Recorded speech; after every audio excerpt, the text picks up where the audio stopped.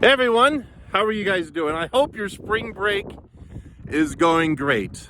Mine is just wrapping up. I'm doing the last few things. It's Sunday and I'm out here on the Salt Flats, right at the border between Utah and Nevada. We're still in Utah, but just barely.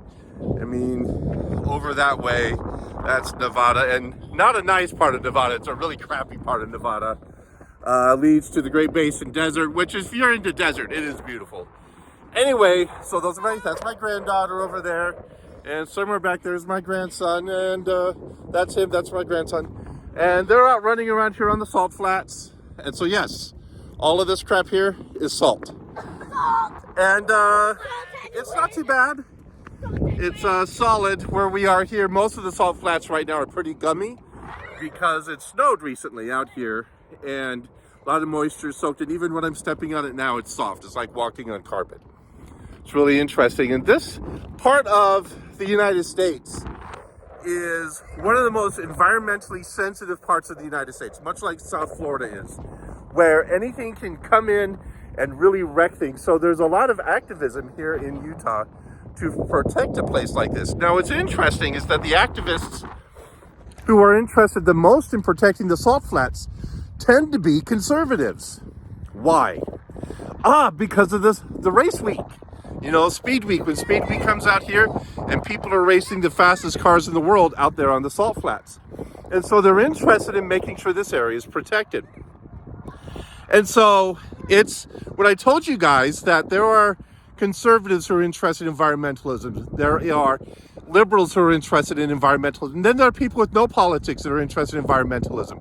These are all important things. And so when you are writing your papers, I want you to think about environmental activism. In fact, it needs to be one of your key terms in your paper. So when you're doing your research and you're doing things about this paper you have to write, you have to focus very clearly on the idea of environmental activism and what you're interested in. Now look at those two questions that are on Friday's PowerPoint. Well, those two areas of concern. Well, you know, one with the 4 big questions and the one with the single question. And make decisions for yourself about what you're interested in writing about, where one of your key terms is environmental activism. So, later on tonight, I'm going to post a discussion post.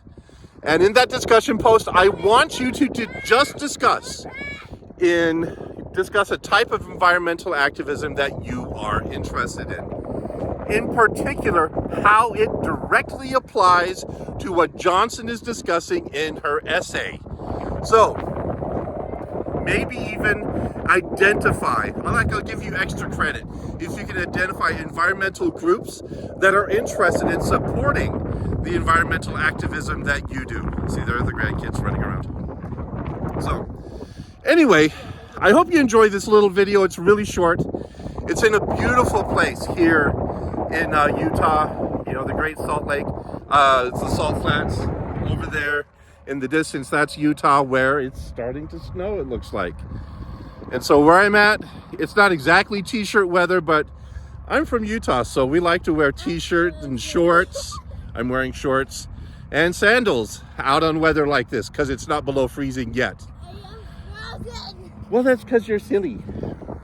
So anyway, that is a beautiful place. So in that discussion post, I'll give you guys more details in the discussion post of what you have to be doing. I want to remind you that the research cards have to be turned in. I created one of those research card assignments. You got to turn that in quickly. And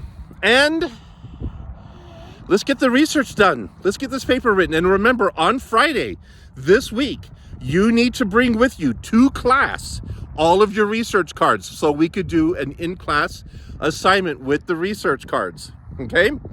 All right. I will talk to you later. You guys have fun. Bye.